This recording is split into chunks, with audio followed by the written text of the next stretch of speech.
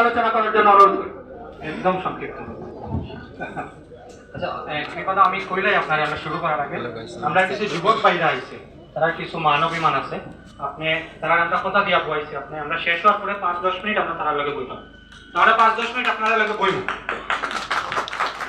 মঞ্চে উপবিষ্ট আমাদের এই মণ্ডলের সম্মানিত মণ্ডল সভাপতি শ্রদ্ধা জেলা সভাপতি স্বপনদা, আমাদের এই নির্বাচনের যিনি মধ্যমণি আমাদের কৃপাদা, রাজকুমার দা, কিশোর দা, গোবিন্দ দা, চৌধুরী দা এবং অন্যান্যরা এবং আমার সম্মুখে উপস্থিত আত্মীয় নাগরিকবৃন্দ, আমি শুধু বর্তমানে যে নির্বাচনের পরিবেশ কিরকম চলছে সেই বিষয়ে একদম সংক্ষিপ্তভাবে আপনাদের সম্মুখে 2-4টি কথা তুলে ধরবো। বাংলা বুঝেন তো আপনারা? কাঁচা বাংলা কত যার অত বুঝেননি? অটার মধ্যে মানুষ 3 জন, 3 বন্ধু। এক বন্ধু কংগ্রেসকে সমর্থন করে, এক বন্ধু ইউডিএফ কে সমর্থন করে, আর একজন বন্ধু আছে মাঝে মাঝে ইউডিএফ রে ভোট দেয় আর মাঝে মাঝে কংগ্রেস রে ভোট দেয়।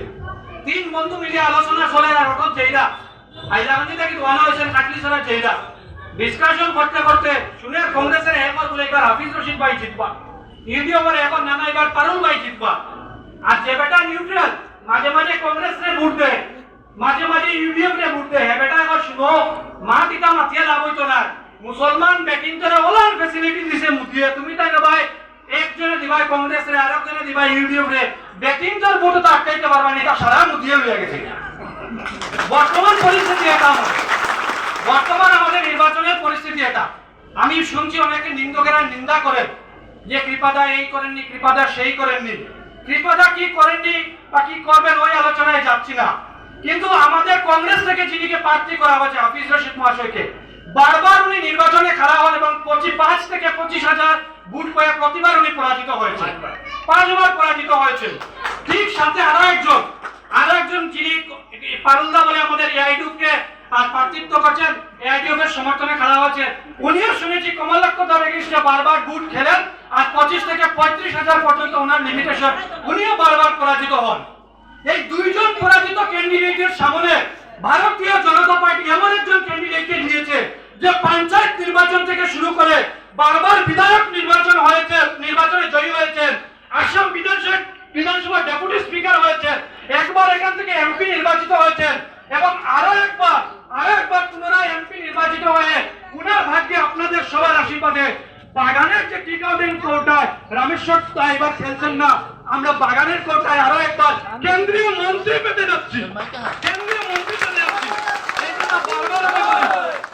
আমি বারবার বলি যারা নিন্দা করেন নিন্দুকরা করেন আপনাদের সময় শেষ।